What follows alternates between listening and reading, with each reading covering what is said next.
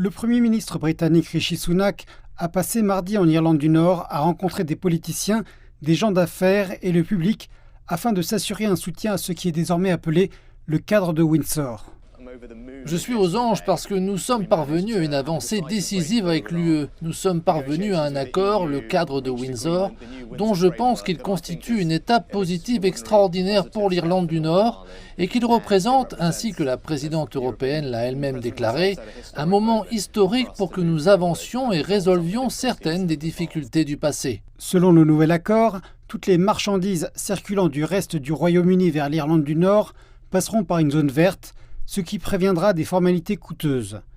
Les marchandises destinées à la République d'Irlande, qui est un membre de l'UE, seront soumises à des contrôles douaniers qui s'effectueront dans une zone rouge. Actuellement, le Parlement décentralisé, appelé Assemblée de Stormont à Belfast, est vide.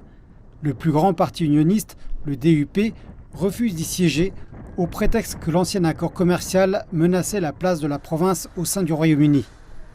Une autre préoccupation majeure du DUP est le rôle de la Cour de justice européenne dans les différends commerciaux. Le nouvel accord donne à l'Assemblée décentralisée la capacité de bloquer temporairement les changements dans la législation européenne appelée Stormont Break. Est-ce que cela suffira ? Pour le moment, le DUP reste évasif sur le nouvel accord. Nous devons examiner le texte juridique, nous devons obtenir des conseils juridiques à ce sujet. Nous devons faire nos propres évaluations et parvenir à un avis réfléchi sur ce texte. Et comme je l'ai dit, j'espère que nous pourrons le faire dans un délai raisonnable.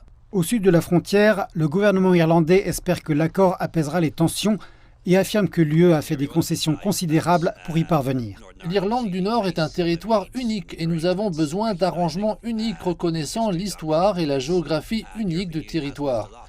Et l'Union européenne a fait beaucoup d'efforts pour faciliter un nouvel accord avec la Grande-Bretagne. Si ce nouvel accord commercial obtient le soutien du DUP et que celui-ci accepte de retourner à Stormont, cela marquerait une avancée historique dans les relations entre le Royaume-Uni et l'Union européenne. Le nouvel accord doit encore être soumis au vote du Parlement britannique à Westminster, où certains partisans d'un Brexit pur et dur au sein du Parti conservateur de Rishi Sunak attendent de voir ce que fera le DUP. Mais même sans le soutien de ceux-ci, tout porte à croire que le cadre de Windsor sera approuvé.